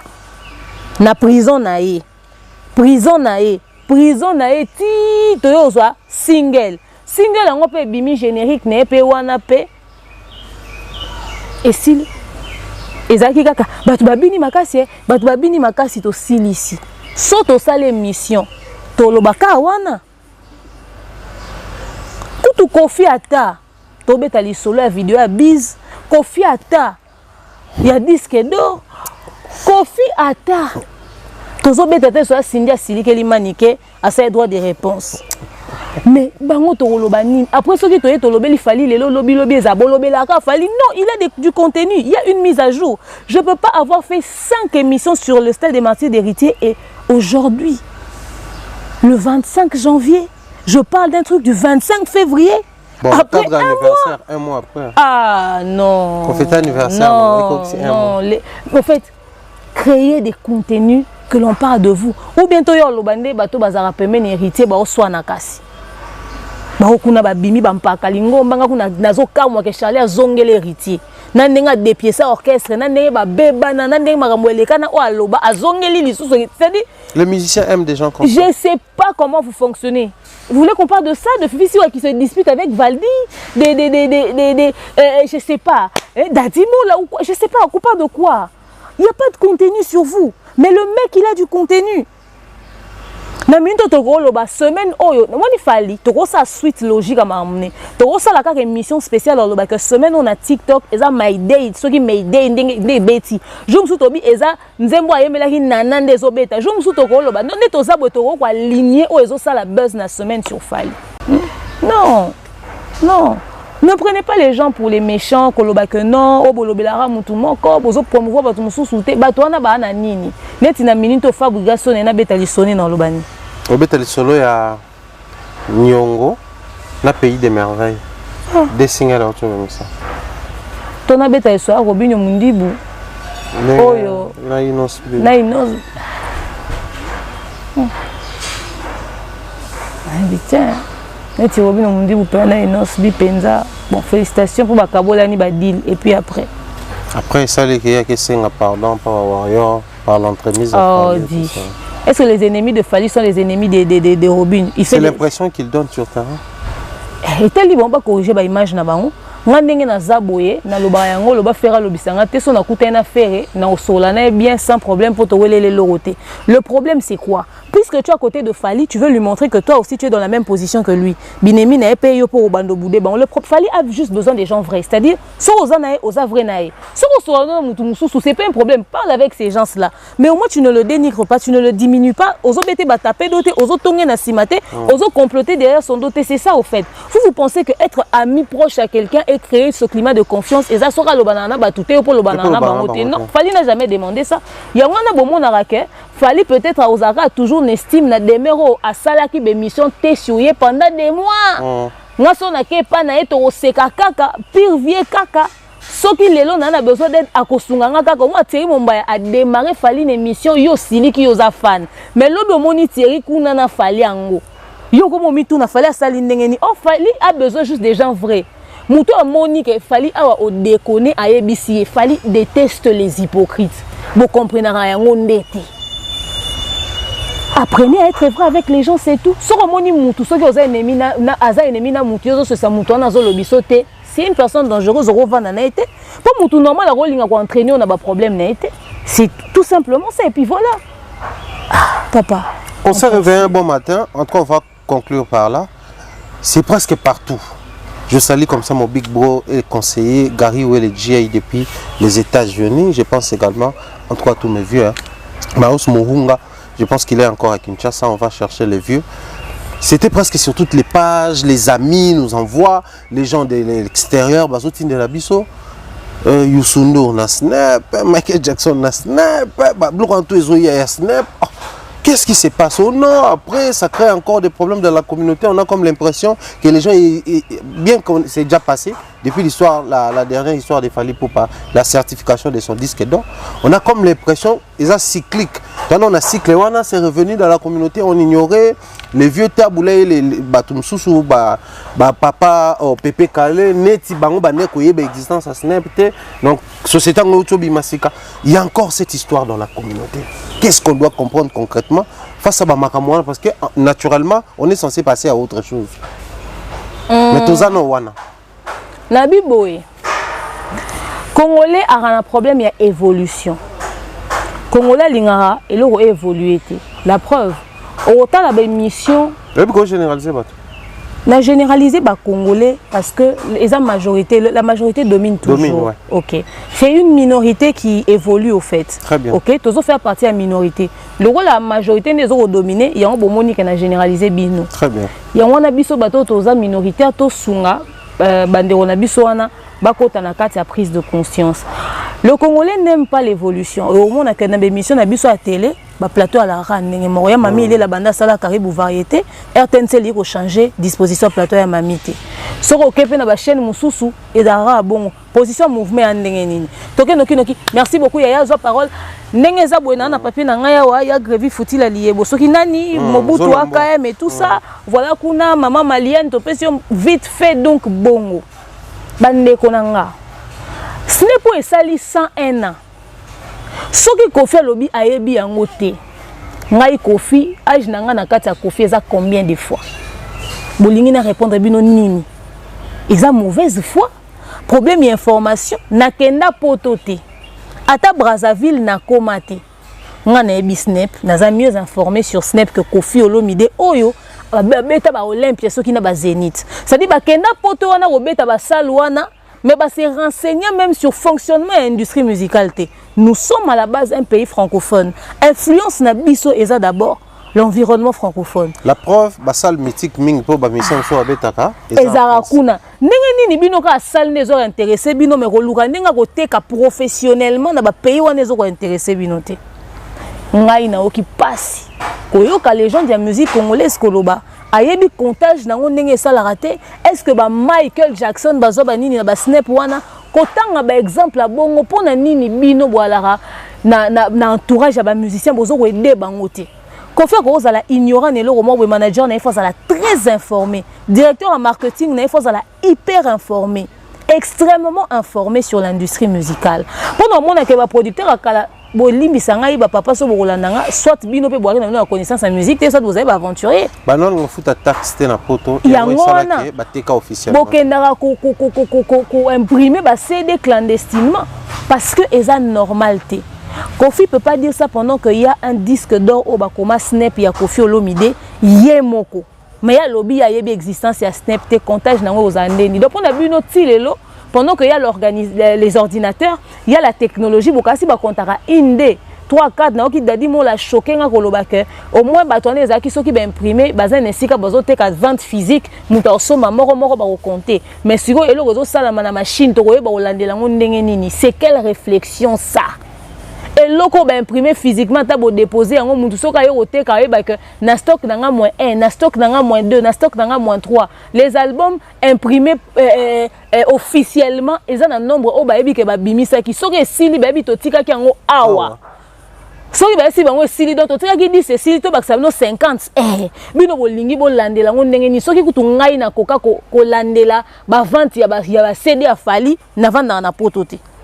Tant on a banda rolo ba makosa ba live ba warriora tozo ko se renseigner to luka ba information si Kofi dit ça comment est-ce que bandeko no ya tu di neto ba sa la ba mission ba soutenir ye bazaka ko contester ba chiffre biso to bandeko loba tant to bandeko sala mambo ba disque d'or wana tant to ça la promotion ba fan ya fali ba ke kosomba ba CD na Snap na Fnac plutôt ndenge nini bandeko na ye ya actu du neto ba soutenir ye bango ba bande ko contester ba chiffre na biso parce qu'il y avait une certaine traçabilité alors qu'au fond l'homme ne peut pas parler avec les gens de actu du net et de dire après que traçabilité nango a la raté et puis yemo razana on a disque d'or ba yemo ra telemi we ba komi Snap mais azolo ba kayebi na ekutu makambu ya Snap te.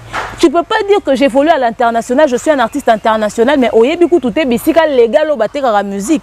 C'est que yo vendara non clandestinement. Et bilo raboso qui légende ya musique azolo balango le la Kofi, ba Yusundu, bazoka en sueur. Naza sûr que ce bilo rabo comme bon na mato bazoka moi. Alobik Michael Jackson azoya yango te mais Michael Jackson azoya yango.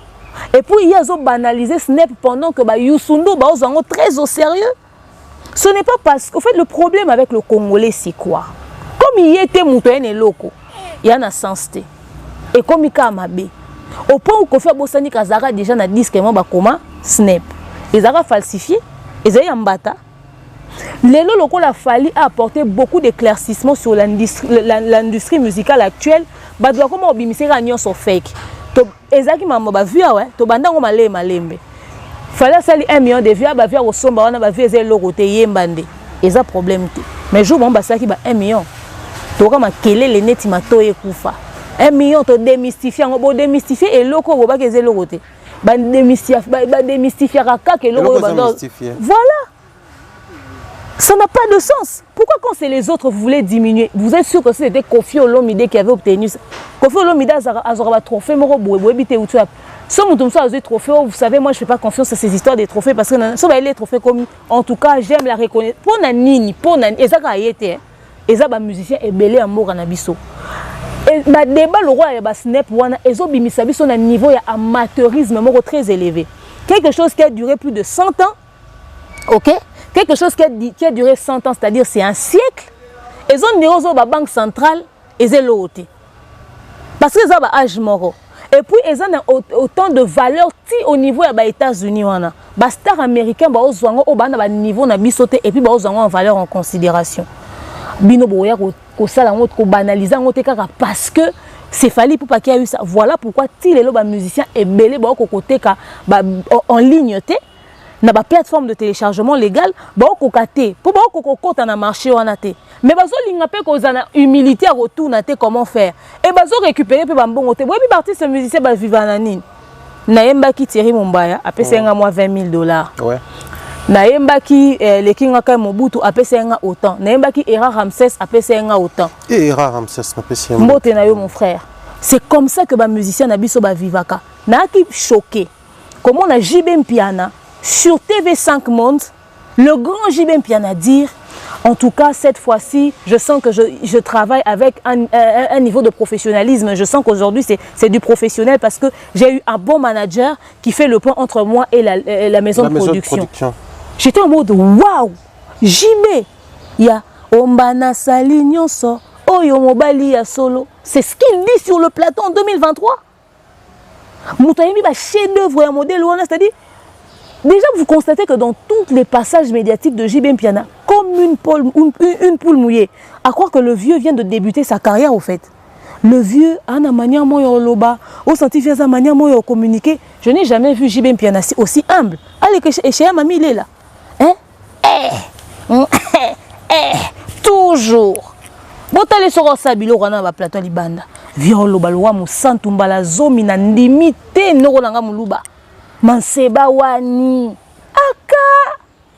On peut faire ça. Ton JB. Nana ebaki muluba n'orgueil. Bon muluba na musique attends. JB zala bongo. C'est JB. JB lobby au travers d'un professionnalisme un album parce que azui manager a bien. C'est-à-dire kalawana bazara na bato bongo ti. JB sentir des professionnalisme na ajoyo. Do ba vieux penza ba travailler na bato mo ba eda bango te. Yango mona ba snepo bato ba okamwango. Bato ko mo bimisango le mo ya banal. Or bisire à revendre légalement, au récupérer pe mbongo. Ba tika ba mbongo na bango ekende na maboko boye. Na ba producteur wana pe. Ba producteur peut ba récupérer. Ba récupérer pété. Parce que ce producteur a ebindeni bateka na plateforme de téléchargement légal, a ebindeni bateka na ba snap na ba fnac wana, a ebinyo soko tuka na France bozolo ba boze que rien aux États-Unis boko matin. C'est que na au Belgique boko matin parce que boli ko sala magouille. C'est comme muto wa fali so kayo lobango au moins ka bato eze logoté. Yango bozo mona que carrière na bino zo circuler kaka. C'est pas parce que Québec en France 3 mindele ba côté na concert, bon mona emba musique na liboso mindele. Ezongi selio. C'est grave, Thierry Mumbaya. C'est très grave. Le vieux Koffi Olomide a choqué la jeunesse. Si Inosbi ne pourra jamais tenir ce genre de discours à la télé, pour un trophée, un disque d'or, parce que Inosbi a bien l'industrie musicale actuelle. Autant on a trace, il y a bien, il fallait. Ok? Bagaz mawete, ba yebi c'est que c'est. Ba on va traîner dans badadjou. Bango nyonso cible na bango na minute comme na mutu na bango, il faut to ko ki sa ba nombre d'exemplaires to ta disque d'or. Soki na nini na snap wana bango nyonso bota mwana vision wana et choqué biso tout comme on a que bato bakomo bimisa ya baninga na ba légende de la musique oh bazo yango donc Koffi Olomide s'il n'a pas de disque d'or officiel jusqu'ici c'est parce que peut-être yemoko a tseki makamusu so sérieux ou quoi que ce soit. Il est temps que le vieux Amerano Rotia Babilo on na vente légale banze muna kala era consommer tilelo peut-être ba lukango na ba plateforme de téléchargement légal ba mona te peut-être ba ke luka ba CD na wana tina ba snap ba mona te. Oh lelo soka tie muta koti ya moni sango tambola Koffi tie Babilo on kuna peut-être que c'est-à-dire ba vieux so ba sali ka succès à combo mais ba sali succès à professionnalisme te oh ba tie Babilo on a bango bon endroit. Et malheureusement, pendant ce temps, il y a un album légende sur le marché. On conclut que cet album n'a pas de chance d'être certifié. Parce que l'artiste Koffi Olomide doute des certifications. Mais certifications, mes hommes ont été professionnels, on peut se le cas où passer aux Koffi Olomide. Il faut pas constater qu'on enregistre des chiffres exacts. Parce que ce qui est aussi, Alain Kousuna Mouninga Naewana. Tant que ça a une mission, elle va contredire les chiffres biso to ande ko pesa. Bande ko lo baba na muninga na bango na boîte, kuna ba chiffre à la réel. Mais to comme na oyo tour a fali ba lobi a sombaki. Mais quand même na be mission ba lobaka kuna ezara jeter rigueur eza mutakoki ko sala mafia te. Et loko nyonso bimi pendant période d'album. Quelle distraction n'a au saranate sans parler du bisou. Le combien Koffi officialisé relation na Cindy Koffi officialisé kuna Ali kuna Didi bazo répondre ce que ça et créer distraction autour de l'album. Album en non seulement subir le fait que côté comme professionnellement pété mais après na atteint amateurisme ba buzz ya babi logo comme les réseaux sociaux et pèse sa visibilité dans l'album té. Mais après quand on doit vendre dans lobby mais quand même formule 7 et ça consommer au bafuta kibiso. C'est à vous de voir. Hein?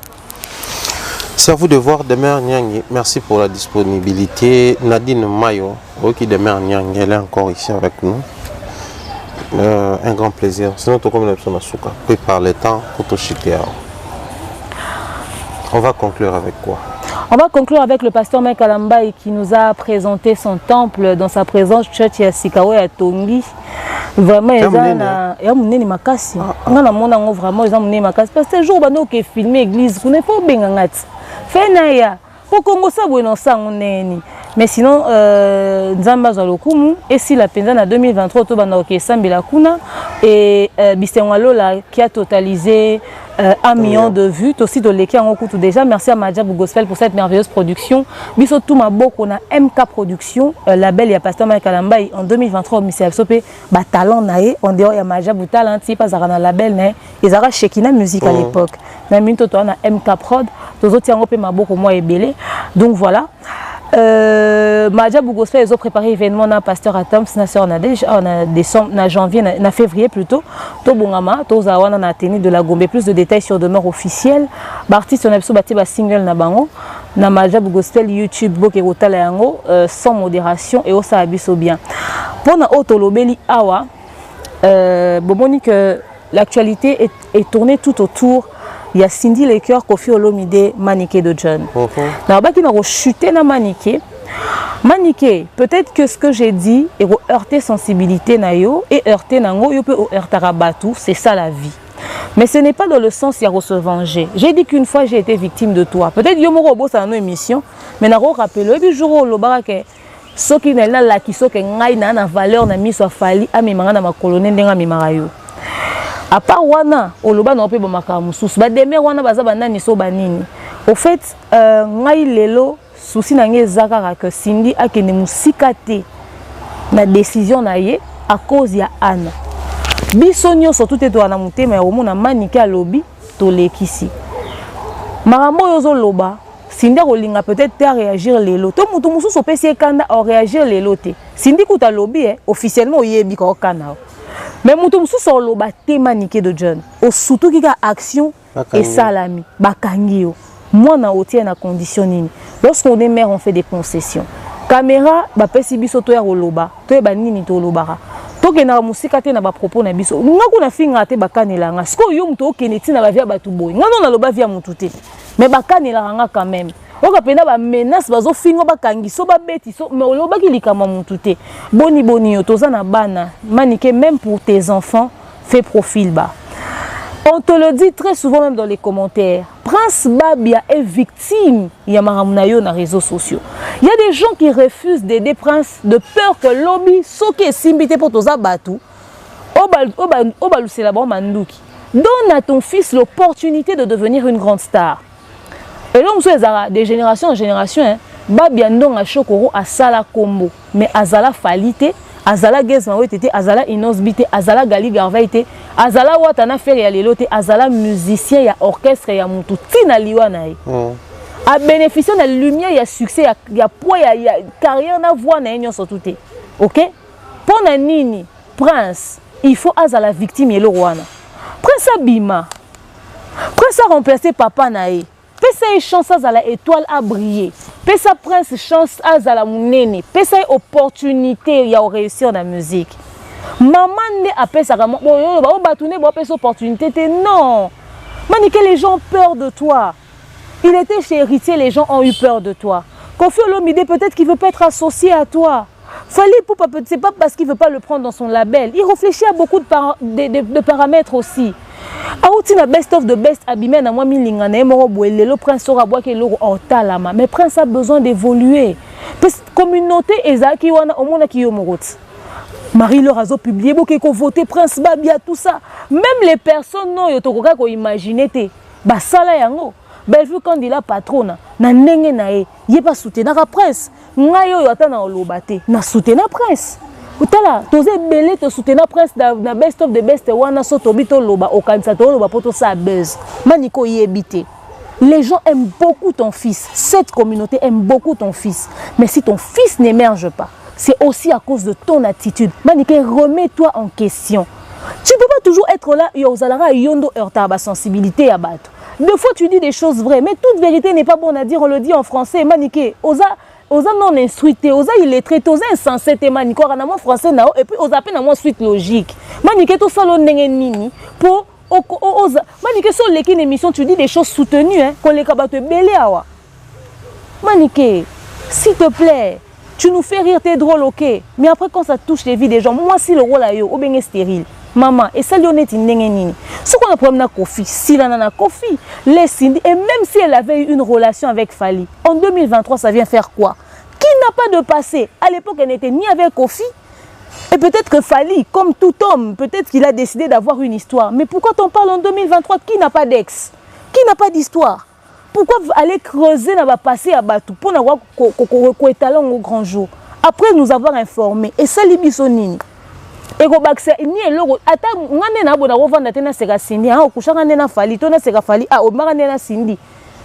Pour ça ngani ni au fait. Et ça t'a sens information ana. Et apporter ni na carrière à moi nano. Kofi goûter, il y a Prince. Yoza mutu mo Prince abimi ondo c'est les promotions. Tia batu makelele s'il vous plaît to 500 bon to sa cagnotte Prince à côté studio. Manike yo so salaire on to cotiser biso tout. Imagine toi chaque Congolais a $1 ou habite au 500 combien de dollars na bata diaspora pour te soutenir Prince. Manike, pense à tes enfants ko, tu risques de laisser Anne pour qu'elle prison. Soki ka reto souka na prison. Oso bima boeli kambo komeli embuscade. La vie est très courte. Tout réfléchissant à auto ça dans les réseaux sociaux. Bref, les musiciens, c'est votre faute.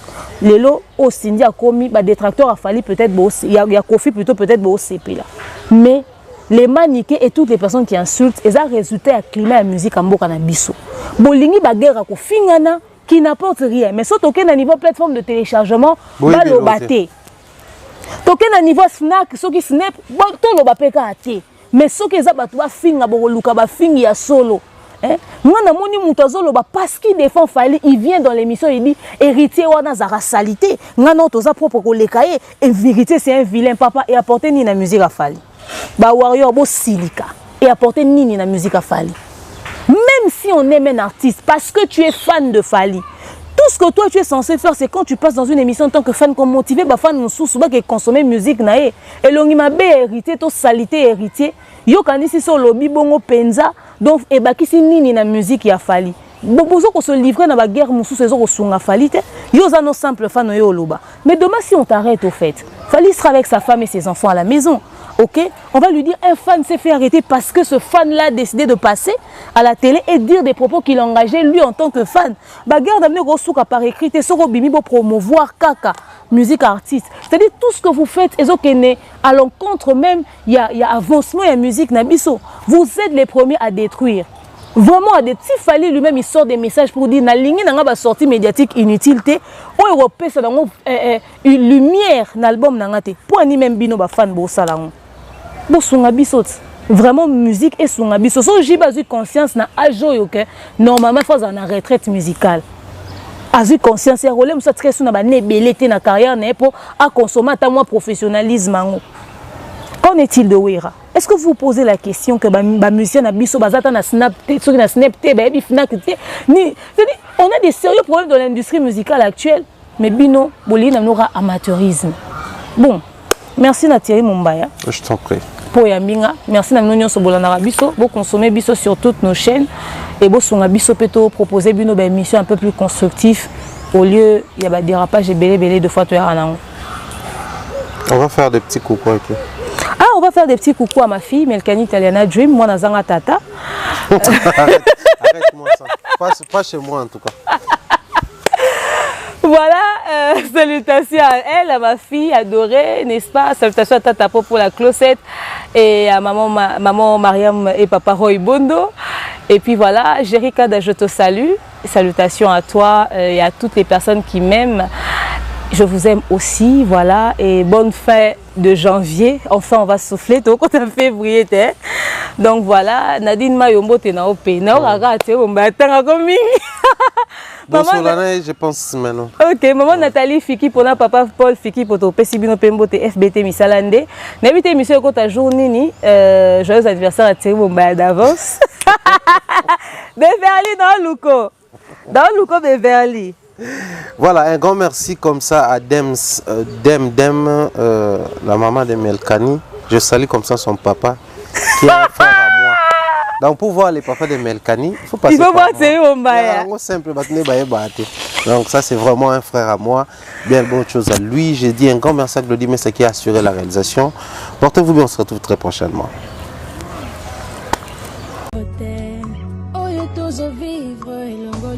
Je suis coach de Lorniang Mukusi Ata, le hymne national, la procureure des médias, la juge suprême des médias, la chef d'état-major des médias, la maréchale des analyses, la congosseuse aux 4K.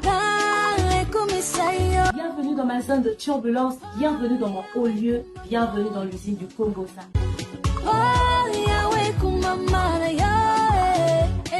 Si on n'est pas là pour plaisanter,